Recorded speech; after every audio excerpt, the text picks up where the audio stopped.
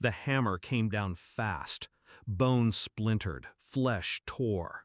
My scream barely left my throat before his laugh drowned it out. "Useless girls don't need fingers," my father sneered. Mom spat, voice like venom. "Trash gets scraps." My sister chewed steak in silence. Blood ran down my palm. I swallowed rage with the taste of iron. That night, as they feasted, I learned what hunger really was. And I swore they'd choke on what I'd become. I used to beg for love. When I was small, I believed I was the problem. That if I smiled more, worked harder, stayed quiet, they'd notice me. I thought scraps meant discipline, that pain meant shaping. But the truth was simpler. I was never the daughter they wanted, never the prize. My sister was the jewel, perfect, obedient, worth feeding. I was the mistake they didn't hide, but punished for existing. Every meal was a hierarchy. Her plate stacked, mine stripped bare. Every question, every plea met with laughter, spit, or fists. And the night he shattered my finger, I understood. They didn't just want me small. They wanted me broken. I stopped asking, stopped pleading. I watched. Patterns revealed themselves.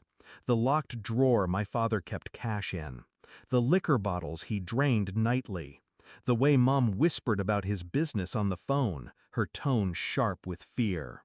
The steak they fed my sister was bought with money that wasn't theirs. Loans in other people's names. Fraud buried in paperwork. Gambling debts hidden from neighbors who thought we were upright. They called me trash. But the real garbage was piling up under their roof. I played my part well. Eyes down, voice quiet. The broken daughter they ignored. But silence is sharper than any blade, and I learned to cut with it. While they laughed, I copied. While they slept, I searched. While they beat me down, I built myself up. Document by document, file by file. I learned where they hid money, which names they forged, which lies they told. And slowly I pulled the strings together until their entire rotten house of cards sat in my hands. The plan wasn't fire, it wasn't screaming, it was paper. I delivered copies of their forged checks, their hidden debts, their stolen accounts to the right places. Banks, collectors, law. And I waited. I let them eat, let them laugh, let them believe I was still starving, still weak, still nothing. Until the letters came. Until the calls started. Until the walls they built around themselves cracked. The night it all collapsed, I sat at the table across from them. My father's plate was bare, no money left for steak. My mother's hands shook as she read the notice in the mail. Accounts frozen, debts called in, charges filed. My sister sobbed, mascara streaking down her cheeks, her college fund gone, her pedestal kicked out from under her. Dad's face was red with fury. "Who did this?"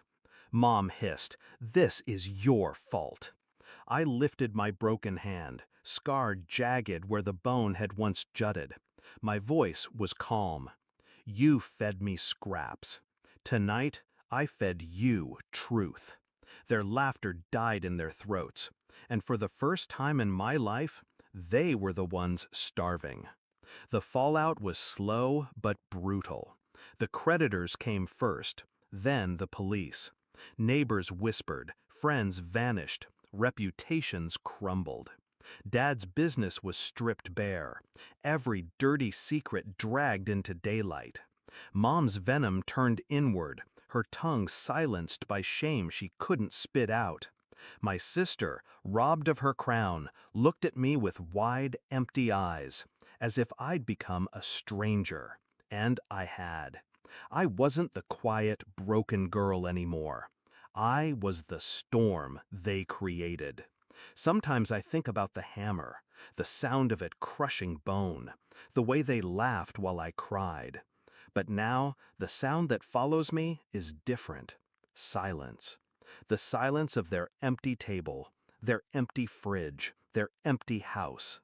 They tried to make me less than human, but in the end, I became the only one who could truly live. When I set my fork down at my own table now, alone, free, unafraid, I taste something richer than steak.